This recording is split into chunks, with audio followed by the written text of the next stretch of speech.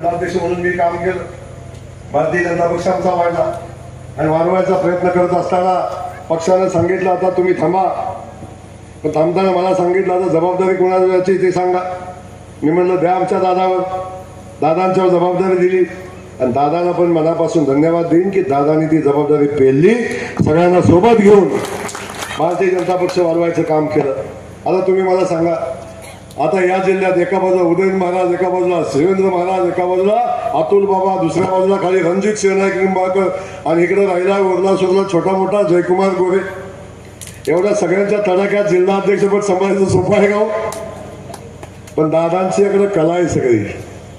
व्यवस्थित सगळ्यांना घेऊन केलं. पण हे करत असताना दादा असतील, आमचे मनोज दादा असतील, हे सगळे या मतदारसंघाच्या जिल्ह्याच्या कामासाठी कायम तर्फेने काम करतात. या मतदारसंघात काम झालं पाहिजे ही भूमिका घेतात आणि भूमिका घेऊन एका एका कामासाठी माझ्या मागे लागतात. कधी दादा, कधी आमचे मनोज दादा येतात, कधी रामकृष्ण येतात आणि सागर बिगर तर सोडा म्हणजे पाठच सोडत नाही. मिलेटचा विषय, सगळ्यांचा विषय.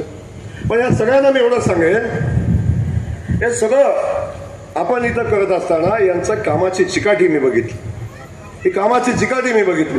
एवढा मतदारसंघाबद्दल प्रेम असणारी, लोकांच्या प्रत्येक कामाबद्दल आस्था असणारी ही नेतृत्व आपल्याला मिळालेली आहेत. ही नेतृत्व आपल्याला जपली पाहिजे आणि वाढवली पाहिजे. लक्षात असू द्या.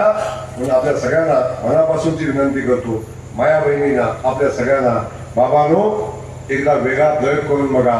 या भागाचा कायापालट होईल, राहिलेले सगळे प्रश्न पाण्याचे सुटतील आणि त्यासाठी आपल्या सगळ्यांना मिळून ताकदीनं महायुतीचा उमेदवार निवडून आणावाच लागेल. यासाठी आपण सगळे मिळून शपथ घेऊया.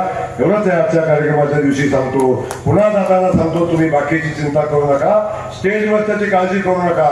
आता जबाबदारी तुमची आहे. धन्यवाद. जय हिंद, जय महाराष्ट्र. आपल्या हक्काचे news channel Lokrajya news 1 like, share आणि सबस्क्राईब करा.